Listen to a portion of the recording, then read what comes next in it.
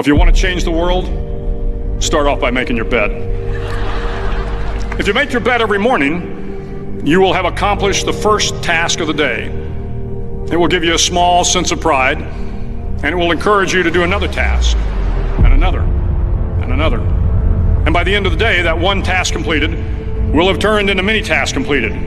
Making your bed will also reinforce the fact that the little things in life matter. If you can't do the little things right, you'll never be able to do the big things right. And if by chance you have a miserable day, you will come home to a bed that is made, that you made. And a made bed gives you encouragement that tomorrow will be better. To pass SEAL training, there are a series of long swims that must be completed. One is the night swim. Before the swim, the instructors joyfully brief the students on all the species of sharks that inhabit the waters off San Clemente. They assure you, however, that no student has ever been eaten by a shark, at least not that they can remember. But you are also taught that if a shark begins to circle your position, stand your ground. Do not swim away. Do not act afraid. And if the shark, hungry for a midnight snack, darts towards you, then summons up all your strength and punch him in the snout, and he will turn and swim away. There are a lot of sharks in the world. If you hope to complete the swim, you will have to deal with them. So if you want to change the world, don't back down from the sharks. Over a few weeks of difficult training, my SEAL class, which started with 150 men, was down to just 42. There were now 6 boat crews of 7 men each. I was in the boat with the tall guys, but the best boat crew we had was made up of the little guys, the Munchkin crew, we called them. No one was over 5'5". The Munchkin boat crew had 1 American Indian, 1 African American, 1 Polish American, 1 Greek American, 1 Italian American, and 2 tough kids from the Midwest.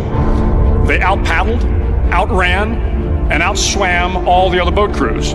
The big men in the other boat crews would always make good-natured fun of the tiny little flippers the Munchkins put on their tiny little feet prior to every swim. But somehow these little guys from every corner of the nation and the world always had the last laugh, swimming faster than everyone and reaching the shore long before the rest of us. SEAL training was a great equalizer. Nothing mattered but your will to succeed, not your color, not your ethnic background, not your education, not your social status. If you want to change the world, measure a person by the size of their heart, not by the size of their flippers. The 9th week of training is referred to as Hell Week. It is 6 days of no sleep, constant physical and mental harassment, and 1 special day at the Mud Flats. The Mud Flats are an area between San Diego and Tijuana where the water runs off and creates the Tijuana Sloughs, a swampy patch of terrain where the mud will engulf you. It is on Wednesday of Hell Week that you paddle down in the mud flats and spend the next 15 hours trying to survive the freezing cold, the howling wind, and the incessant pressure to quit from the instructors. As the sun began to set that Wednesday evening, my training class, having committed some egregious infraction of the rules, was ordered into the mud. The mud consumed each man till there was nothing visible but our heads.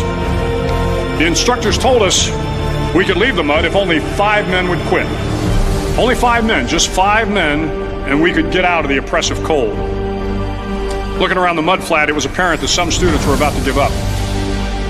It was still over 8 hours till the sun came up. 8 more hours of bone-chilling cold. The chattering teeth and the shivering moans of the trainees were so loud, it was hard to hear anything. And then one voice began to echo through the night. One voice raised in song. The song was terribly out of tune, but sung with great enthusiasm. One voice became 2, and 2 became 3, and before long, everyone in the class was singing. The instructors threatened us with more time in the mud if we kept up the singing, but the singing persisted, and somehow the mud seemed a little warmer, and the wind a little tamer, and the dawn not so far away. If I have learned anything in my time traveling the world, it is the power of hope, the power of one person, a Washington, a Lincoln, King, Mandela, and even a young girl from Pakistan, Malala. One person can change the world by giving people hope. So if you want to change the world, start each day with a task completed. Find someone to help you through life. Respect everyone.